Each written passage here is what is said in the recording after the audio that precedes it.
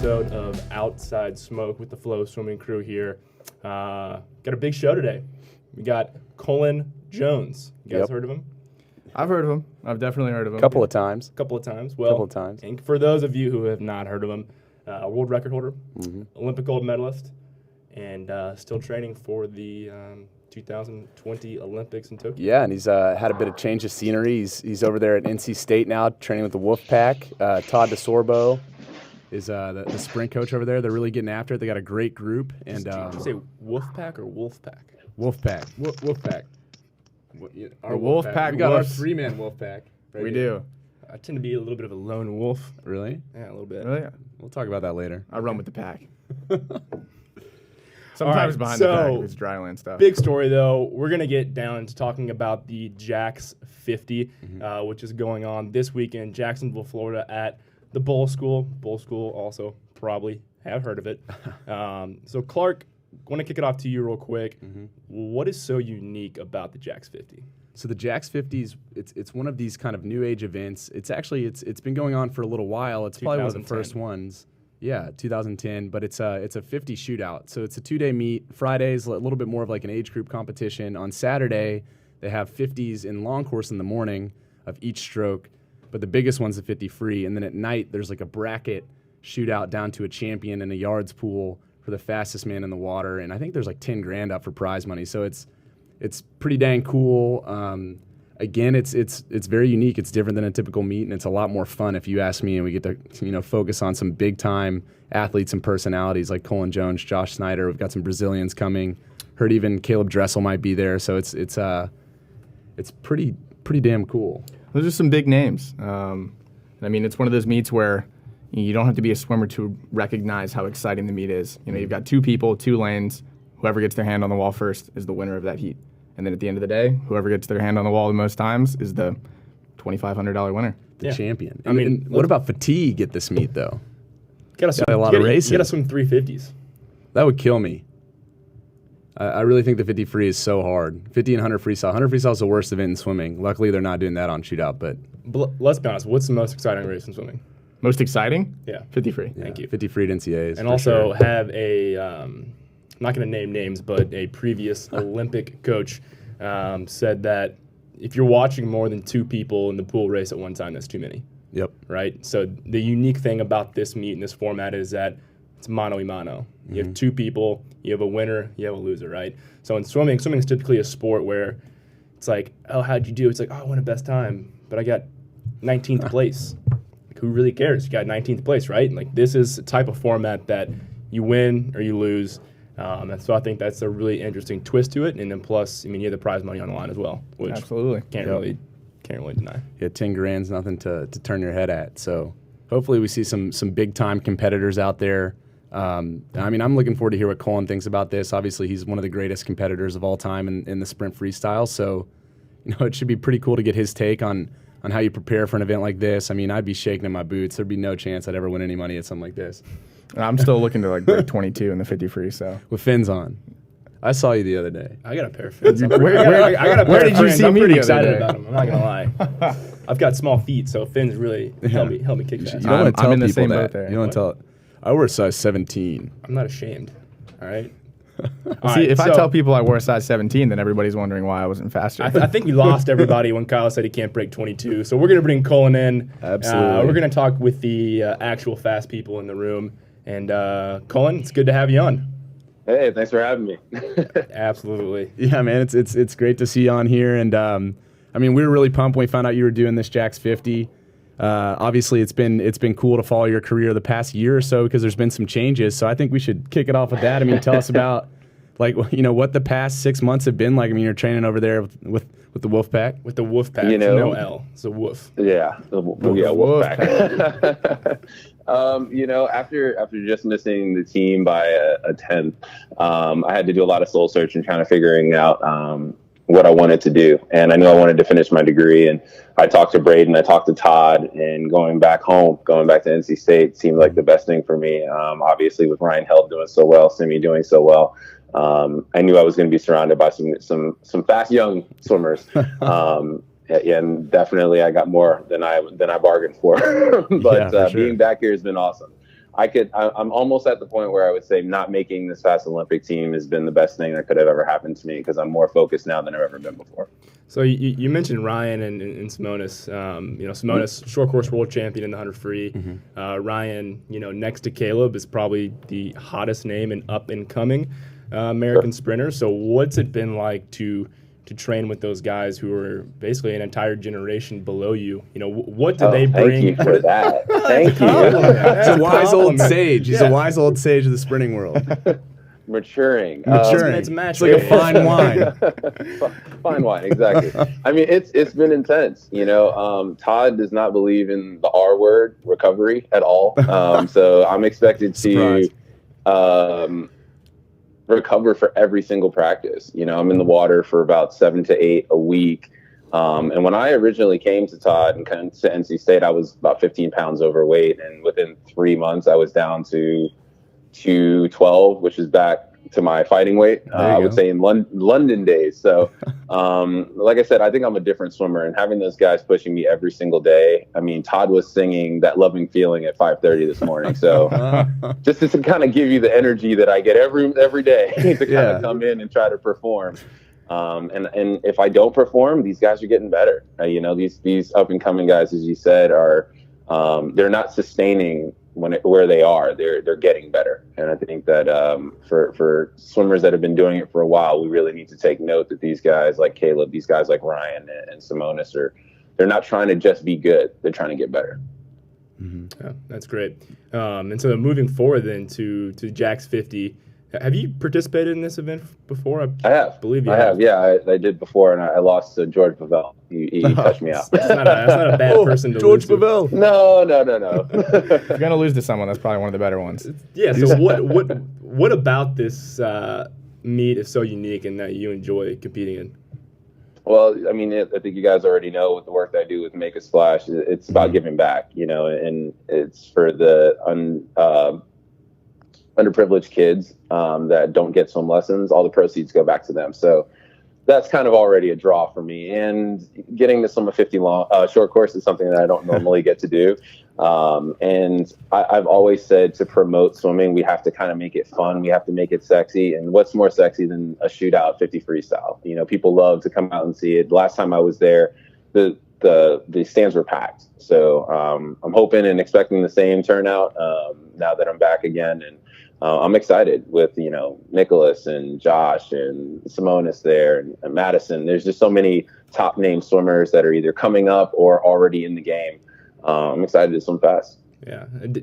Doing a little bit of research, back in 06, best times 19 flat. So you think we can see a best time here this weekend? Yes. I went 19.5 yesterday at practice. What? In a brief. So let's go. I'm ready. There you go. All right. You heard it here first. Let's go. It's going to be fun. Best time. So what's the banter like between you and Simonis and some of these other guys? We put out that little text conversation. Yeah, we saw you had an interesting conversation with the other competitors. I think I haven't been here long enough for them to kind of push that envelope. They still kind of respect me as an elder on the team. That's right. But it's funny that you guys you're just ribbing yourself there. I'll do it. That's fine. When people like Josh, it's a little different. Josh and I have been swimming against each other for a long time. So what you guys put out is probably pretty accurate to the conversation that he and I would have. That was great. Yeah, Kyle brought up that they had one of those. It was between James Harden and Russell Westbrook. The MVP. Yeah. MVP. We're like, oh, That's great. perfect. We got our own little rivalry. Yeah, that works. Solid. So we're just two kids having fun. So that being said, 19.5 yesterday, what would you be happy with? How do you look at, obviously this is really fun. It's great for you to do. There's money on the line. It helps you give back to the swimming community and it, create excitement around the sport. But you're a competitor, man. You're looking at this as another tool for preparation. What's your goal here? I'll just be 100% honest. I'm coming into this really sore. Todd's been beating me up all week. So if I was 19.5, I want to see it 18. I've got high hopes for myself. Come on, let's go. There's too many 18s out there with these young guys for me not to try to throw down one. That'd be sick. If it doesn't happen, I want everyone out there to know I've warmed up. I've done everything I could yes. to try to go 18. That's what I'm predicting. That's what I want to go, and I'm shooting for. I'm shooting for the moon. What I want to see is do a meet like this, but allow everybody to wear a bodysuit. I'd love that. We were tossing that idea around. Bring them back. See what happens. We're thinking about hosting a little back. bit of like a suit Olympics. Yeah, absolutely. Maybe sometime in the summer after everybody's done with their serious time, and seeing we could go that and throwing in some 25s and some 100 relays. Absolutely. I want to 4 do by 200. Trying to see it. Let's see what happens. I'd love to see that. Speaking of a little bit of fun as well, heard you just got back from bachelor party. So how was that experience? It was fun. It was fun. I did. The only reason why I got caught was Ryan and I were on Steve Aoki's Snapchat, which was pretty fun. Who got the cake? Though? Who'd he hit with the cake? There was no cake this time. Really? Oh, okay, no good. cake this time. But no, I mean, I didn't bachelor party was think fun. he did that without the cake. That's his thing. It's his thing. The toss. Apparently, right now he's not doing that for reasons, but he's not doing the cake anymore right now. So. I didn't get hit with cake. Good. I'm happy I didn't. Yeah, happy I didn't get hit with cake. But I had a blast for a bachelor party. It was fun, Nice. and no one heard anything about it. So that's even better. Yeah, seriously. You're flying under the radar. Yeah, absolutely. So I didn't get yelled at by my fiance. I'm happy. There you go. So what's the date? What's the wedding date? It is May 6th. It's coming up fast. Nice. There you go. Yeah. Right around the corner. Derby Saturday. Yeah, Derby It's Saturday. during the Kentucky Derby Saturday. It's a good day. Yeah. Place a bet. Could be a lucky day for you. Good idea. Awesome. Cool, man. Well, what's I got one more. I know you guys. If you guys want to hit some questions too, Yeah, sure. I'm kind of curious. What's the vibe difference down there at NC State from Swim Mac? I mean, obviously you guys had stud on stud on stud at Swim Mac, but it was kind of older, a little bit more of a serious crowd. And I don't mean serious like outside the pool, but serious with swimming was the job. You guys were trying to make a living that way. And here it's like you got this youthful exuberance around you. You got kids that are in college and they're just having fun and they're competing. What do you think is the difference for you? Do you enjoy it? Obviously, you're there for a reason, so I'd love to just hear your take on that. Honestly, I'll never not be a swimmacker. I mean, I've made 2 Olympics being there in Charlotte and under Dave Marsh. And I think I started the interview saying, I think not making the team just made me really react to it a lot better. And I knew that I needed to change some things for myself. I think I'm a different swimmer than I was last year. And I think that's why I'm seeing the success that I've seen, not only physically, but also in the pool, being at Mesa, being at Indy, being able to hit some times and knowing that there's a lot more in the tank. I think that if I was this swimmer last year, there would have been no question I would have been on the team. And that has nothing to do with the team that I was on. I still love them. They're my family. Many of them are coming to the wedding. I think that the difference for me is David doesn't sing that Love and Feeling at 5:30 in the morning. I was gonna say, it seems like you're happy. You got a lot of new energy and stuff. Like it's great to see that. It is. I do, and I've kind of had to fall in love with swimming again. And I think having a day to day where I'm seeing swimmers that are about being better. Every single day they're striving because their place is not solidified. They don't know if they're going to be on the team. For a lot of us on the team last year, it was just kind of one of those, not to say that everyone did this, but I'd been on so many teams. Mentally, I'm just like, oh, well, this is just going to happen. Yeah. So when it didn't happen, it was like, wow, I've got to get myself together and figure out how to do this. And being here and being around people that are about that every single day and pushing me to do it. And they tell me all the time, come on, old man, come on. I get ribbed all the time for being the old dude on the team. But seeing that every single day, I'm like, I'm not going to let these young punks beat me. Okay, let's go. And then I get on the block and do a 50 all out. And I'm just like, why did I just do that? I'm in pain. But having that every single day, I think has really pushed me. So I'm excited. I'm excited for Indy. I'm excited to hopefully make the team. Yeah. But you mentioned old man, but you're also kind of the freshman too. Oh yeah, I'm definitely still freshman. I did the lane lines. I'm fully freshman. We got to get some footage of that. It was Todd. I think Todd put some. Really? Todd put a video on his Instagram. Of you pulling the lane lines. Yeah, I'm pretty sure I saw that too. You don't age out. You don't age out of lane lines. No. Well, one last question for you. Sure. Appreciate your time, obviously, but now that you've sort of transitioned your career, you mentioned you're rejuvenated, you have a new mindset, new perspective, outlook, whatever you want to call it on the sport, swimming with some of these younger swimmers. there's a debate out there in the sporting community of whether athletes should be role models or if that's something that's expected by society. So do you look at yourself as a role model for the kids that are swimming growing up, and what do you try and impress upon them? It's kind of a fine line. I think with great success that naturally comes. I didn't start swimming because I wanted to be a role model. I didn't want to, that wasn't what I started out doing. I just think that comes with the role of, you in a certain amount of time, people want to figure out what you're doing that they're not doing. And you get that responsibility, and it's about the athlete and the person, whether they want to accept that or not. Me personally, I do.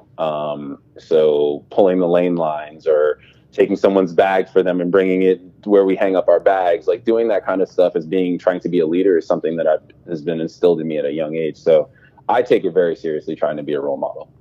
And I think that's one of the big reasons.